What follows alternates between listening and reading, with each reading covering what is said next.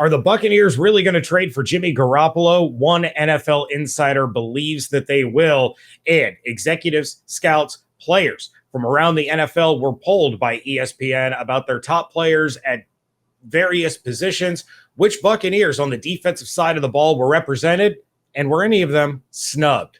Let's go. You are Locked On Buccaneers, your daily Tampa Bay Buccaneers podcast, part of the Locked On Podcast Network, your team every day.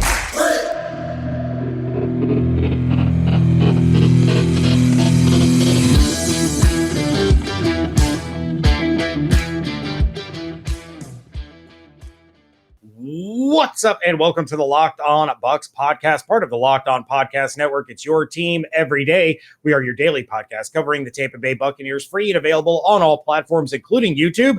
And we thank you for making today's episode your first listen or view of the day. I am James Yarcho, joined by my sneaker-loving co-host, Mr. David Harrison. You can check out his written work over at Sports Illustrated's BucsGameDay.com. Check out mine at SBNation's BucsNation.com. And, of course, follow along on Twitter at LockedOnBucs, at JYarcho_Bucs, and at DHarrison82. Today's episode is brought to you by BetOnline. BetOnline has you covered this season with more props, odds, and lines than ever before. BetOnline, where the game starts. Thank you again for making the Locked On Bucs podcast first listener, your first view every single day. And yes, I am enjoying expanding my sneaker collection.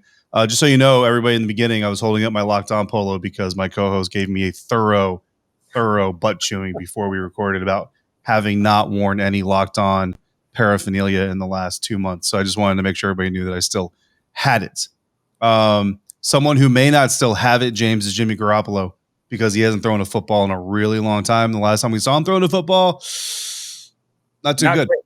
Yeah. The Los Angeles Rams were happy. But there is a latest report or more recent report that perhaps Jimmy Garoppolo could become a member of the Tampa Bay Buccaneers, this coming courtesy of Dan Sileo. I always want to I always get it backwards. I always here's the name I'm going to say, and I think I'm going to get it wrong. Anyway, Dan Sileo, former Buccaneer, Miami Hurricane, and apparently Eagle and some other teams as well. He bounced around a little bit. And now the host of the National Football Show with Dan Sileo. And here's what he had to say, James, recently. He said, quote, Don Yee, who is Jimmy Garoppolo's agent, doesn't want to trade Jimmy Garoppolo to a backup position. However, Jimmy Garoppolo's injury, the shoulder injury that we just kind of referenced, kind of put him in that room. He's not going to be ready for the start of the regular season in September. He will not be ready, and he'll probably miss the first 4 games anyway. Garoppolo has 2 teams on the table right now that are trying to throw some deals together. The Buccaneers would love to have Jimmy G in Tampa as the heir apparent. So Garoppolo and his 36-14 record, because wins and losses are quarterback stats, would go to Tampa as the backup. And once Tom Brady retires, Jimmy G with a ready-made team, again, like he had in San Francisco and in New England, it's a no-brainer. End quote. I think I missed some words there. It's okay. You can read it on the screen yourself. Dan Sileo again on the National Football Show with Dan Sileo. James Yarcho, what say you about those remarks? All right, look, first and foremost, you and I talked about the possibility, even the probability, of Jimmy Garoppolo becoming the quarterback of the Buccaneers when Brady was retired. So I don't discount Jimmy G in Tampa as a possibility. For this season, probably not so much. In fact, Rick Stroud retweeted an article from Sports Illustrated saying, quote, not a chance, fellas, as one Bucs coach told me, if Garoppolo could throw a deep ball, he would have won 2 Super Bowls already. We all know that Byron Leftwich, he's the student of one Bruce Arians who loves to chuck it, no risk it, no biscuit, high octane, air assault type offense. So Jimmy G probably... Did you just say air assault? I did. Probably not the best fit in Tampa. Here's my big thing. Dan Sileo is notorious for being wrong always. I realized that through the course of this podcast and all the way back to our previous podcast, David, we've poked fun at Jason Lockenfora saying, oh, well, if Lockenfora reports it, you can take it to the bank that it's not happening. But every once in a while, La Canfora does come through. He does have some ties, does have some connections, and he gets things right. Dan Sileo makes La Canfora look like Ian Rappaport, that the dude just never misses. He is the worst. He's been run out of just about every radio hosting job he's ever had because he's terrible at his job. Absolutely awful. He can claim to have these conversations. He can claim that he's been told these things, and he can claim to be an NFL insider just as much as you and I could, because we could just throw stuff at the walls. And if it sticks, we can pump out our chest and talk about how right we were and how smart we are and yada, yada. But chances are we could just spit out random rumors that we make up and have the same percentage of things correct as Dan Sileo. So take anything he says with a massive grain of salt, because he is the absolute worst. Very, very well said. I too have Don Yee's phone number. I did not call him, nor will I call him. Listen, you said everything that can be said about the credibility of the source of the report. And I think that everybody watching or listening to this show would probably rely on Rick Stroud's words more than Mr. Sileo, even with his Derek Brooks autographed jersey in the background of his radio show. That being said, the credibility of a possible move like this one, for me, the credibility of it, or the reasoning behind it, the logic behind it, is all the way to the floor, because Jimmy G coming into Tampa to replace Tom Brady in 2022 was a different conversation than what we're having right now. Right now, what we're talking about is Jimmy Garoppolo replacing Tom Brady in 2023. Now, what Tom Brady returning did for the Tampa Bay Buccaneers is it allowed them to more easily work out a deal with Chris Godwin. Now, I'm not saying that these deals wouldn't have gotten done, but I'm just saying let's understand what we're talking about here. The Brady effect keeps players in-house and it makes them a little bit more amicable to extending with the team because Tom Brady is still here. So Chris Godwin's contract got done easier. Ryan Jensen was probably gone if Tom Brady wasn't coming back. So Ryan Jensen, the fact that he's even back, the Shaq Mason trade, I don't know that even happens if Tom Brady isn't here, because the whole, dots connected that he's worked with Brady before. He knows how to protect him. He knows what he expects. All these things. Again, that's a whole other timeline that Shaq could still be a member of this team. Granted, right?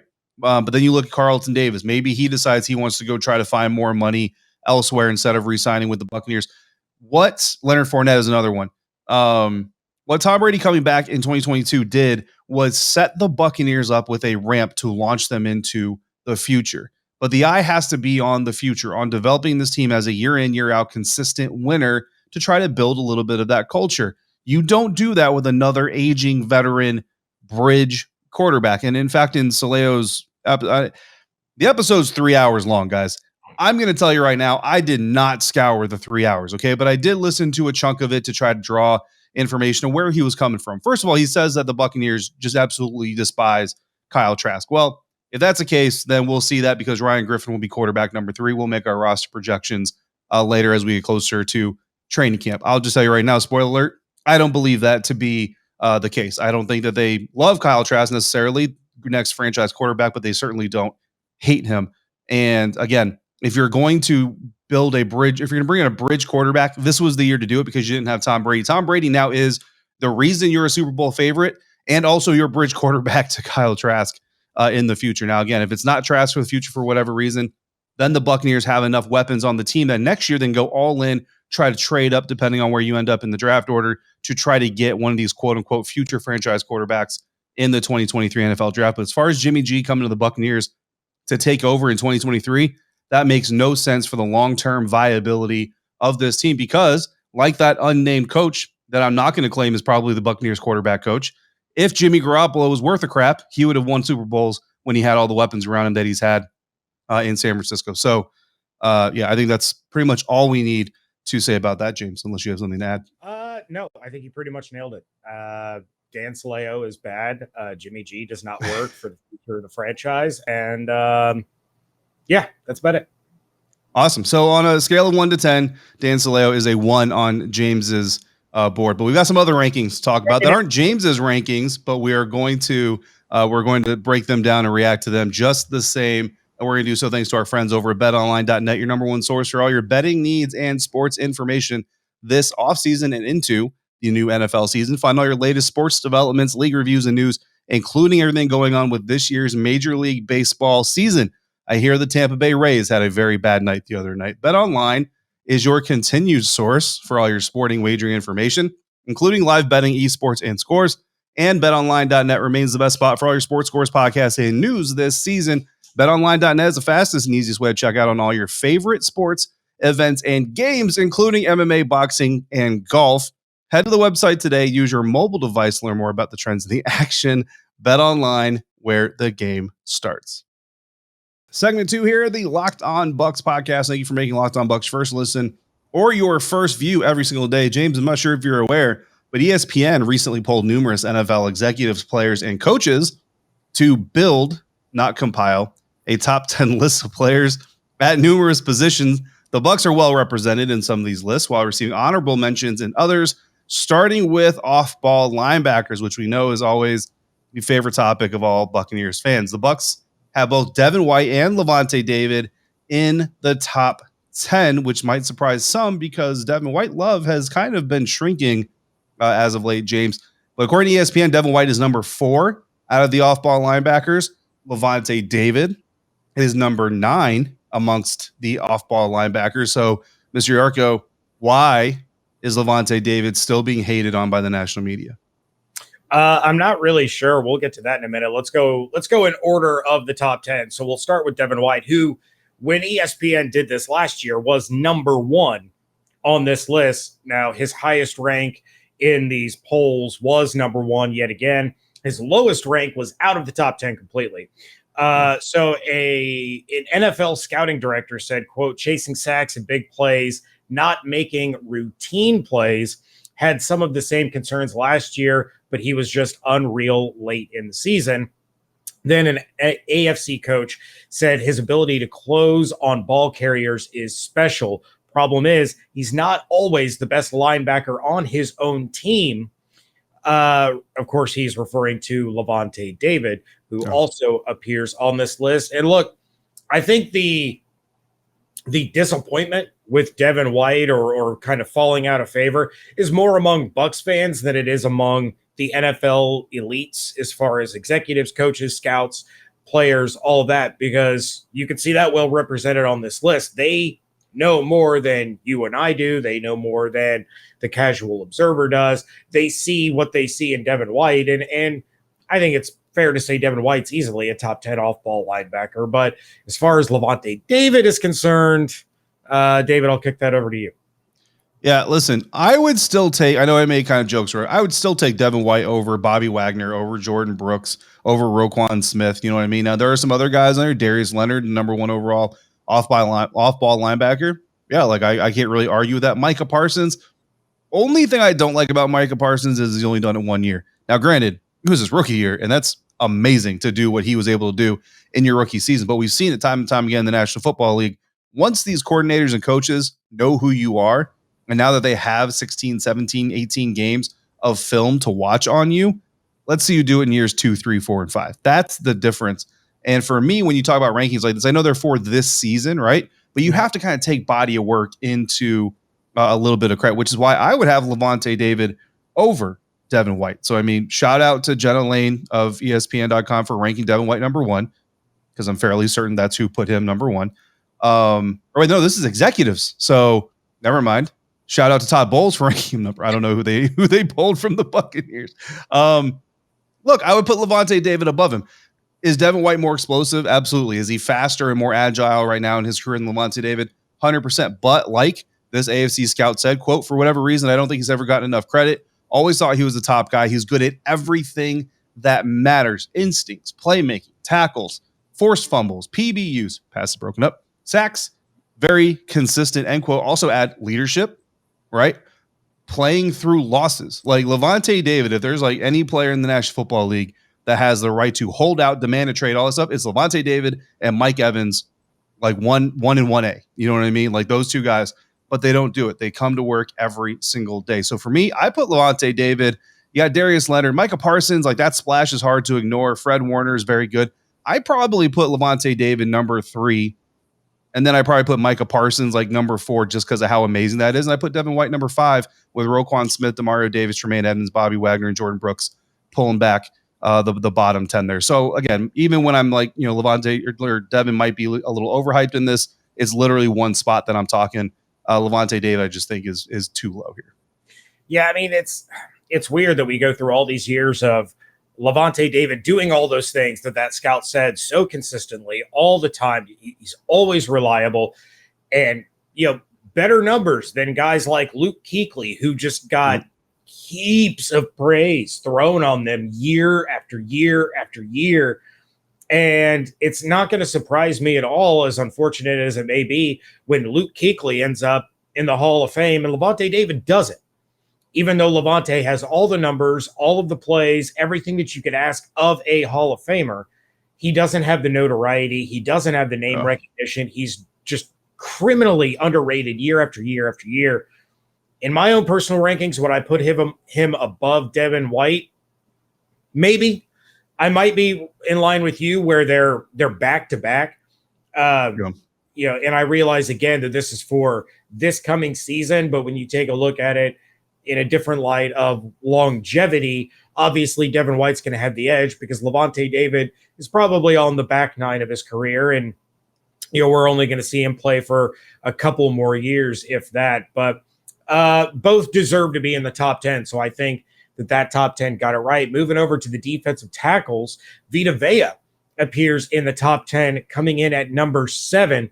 The top 10 goes Aaron Donald, Jeffrey Simmons, Chris Jones, DeForest Buckner, Cameron Hayward, Kenny Clark, Vita Vea, Eric Armstead, Grady Jarrett, and Jonathan Allen. Now, Vita Vea's highest rank was 3. His lowest was out of the top 10, and whoever put him out of the top 10 should be out of the NFL. Dennis Allen, head coach of the New Orleans Saints. Probably.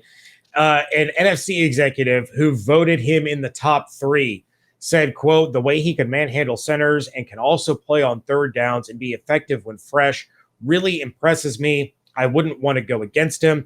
An NFL scouting coordinator said, "He's a top guy for me, and it's not that close. He's got raw power that you can't teach." And again, I kind of feel, you and I can say all the time that Vita Vea is probably the best nose tackle in the game. You take a look at this list, I'd say I understand why people had their highest rank of him at 3. Nobody's going to be above Aaron Donald. Nobody. Right. It's not going to happen. Right. Aaron Donald is an absolute freak. But I'm also not going to complain about Vita Vea's placement. It's a guy that he's battled injuries. He's had to deal with that. He's been on and off the field. We need to see a full 16.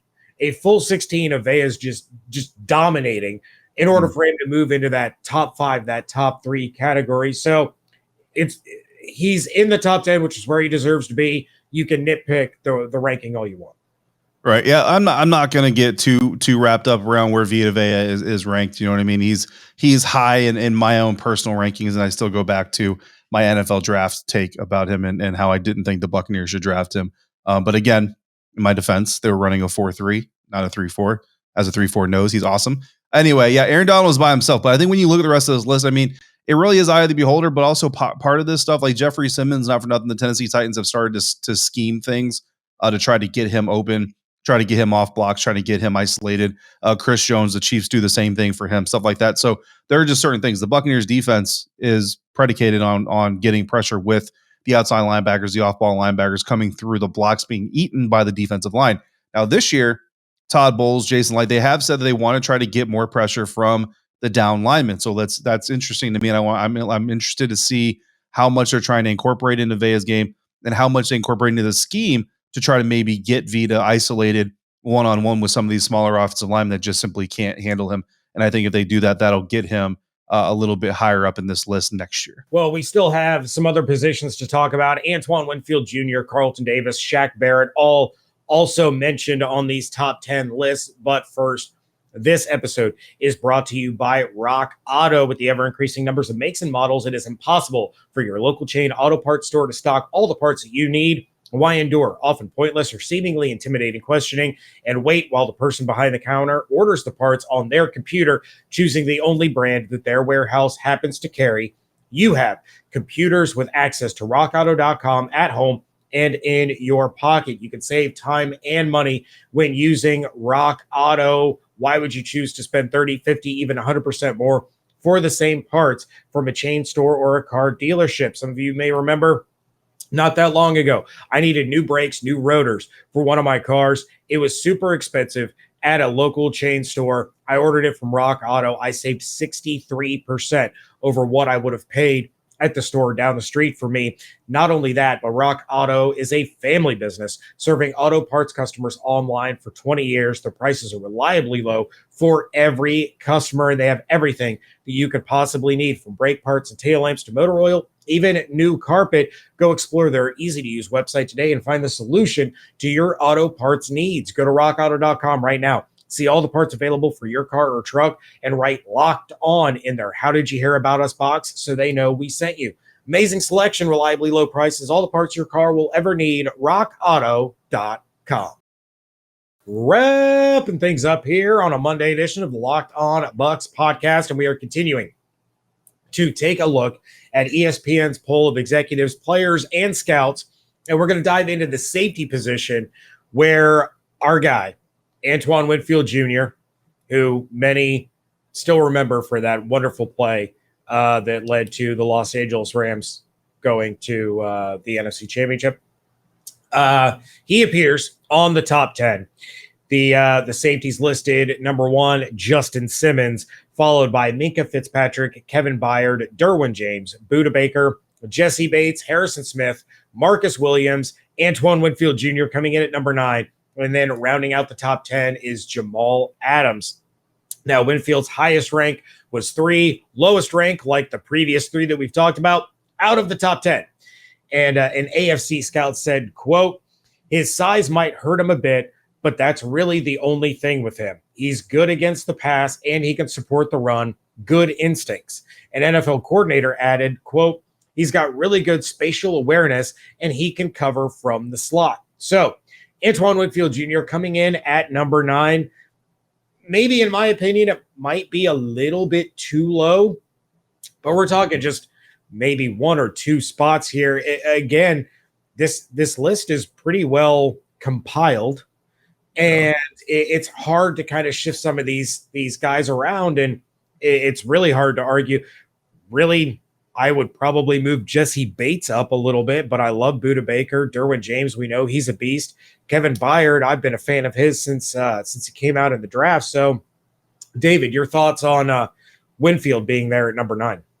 Yeah, it's hard. That's a really good list. Like, there are a lot of good safeties in the NFL today, and so I can't, like, to me, they're all like 3A, B, C, D, E, F, and G. Like, it's just such a tight group. Really not a whole lot of hatred for that list. So I can't make too strong of a case for Antoine Winfield Jr. to move up. But I just think it's important to just recognize that he's up there in that top 10, and not just, Bucs fans obviously love him. We are very happy with what we've seen from him, covering him on a day in, day out basis, week in, week out, and all that stuff. But these guys who don't necessarily see every single game that Antoine Winfield is playing, they're still recognizing that young talent and ability, and still the best chance the Buccaneers have of getting an all-pro, Pro Bowl safety since John Lynch. Like, that's how long it's been since they've had a consistent, good, top shelf, I would say. Not good, but top shelf safety play. Guys like Jordan Whitehead have been doing well, just not top shelf, right? So some other positions. How dare you? He's not top shelf. I love Jordan Whitehead.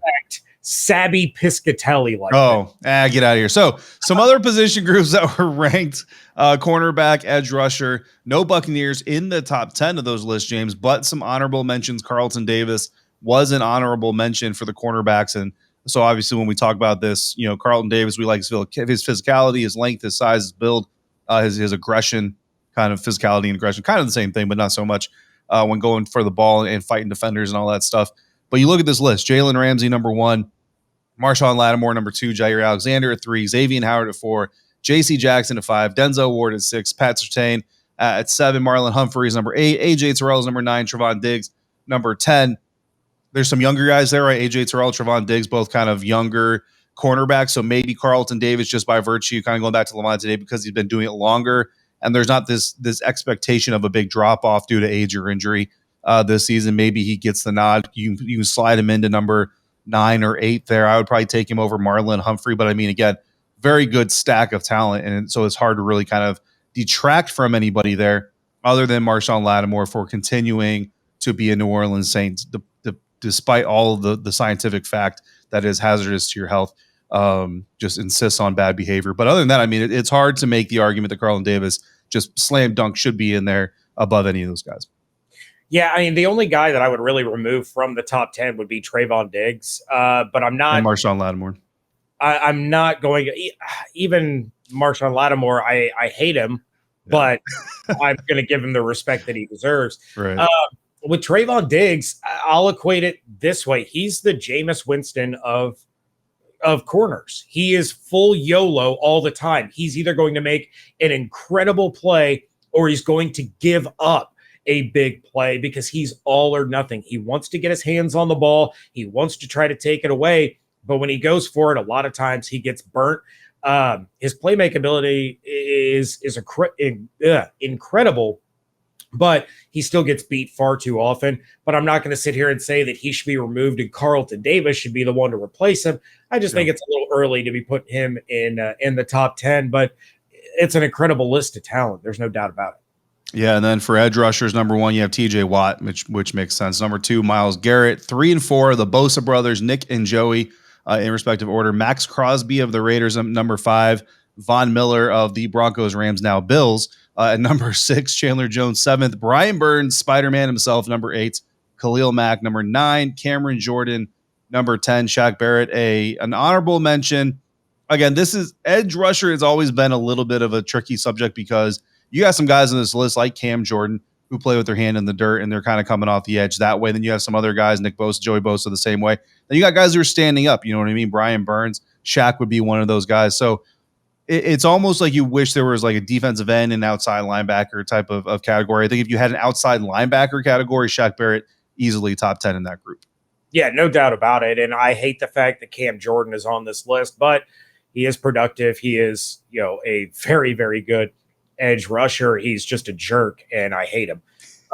Do you think the Bosas, so Nick is the younger of the Bosa brothers, for those who don't know, do you think when Nick Bosa ranks 3rd and Joey Bosa ranks number 4, like, do you think there's some sibling rivalry where Nick, because like if that were my brother and my older brother right behind me and I'm a millionaire, I'm getting a huge poster of these rankings and I'm mailing them to him and like a nice frame and everything so that he's got to see it every day. It's probably the same thing that TJ's doing to JJ. I'm sure that is exactly what's happening. It's going to make Thanksgiving very awkward. But so he's going to put the football or the turkey on the carpet like it's a football, and both guys are going to be coming off the line of the snap. Like, Dad, snap the turkey, Dad. Just do it.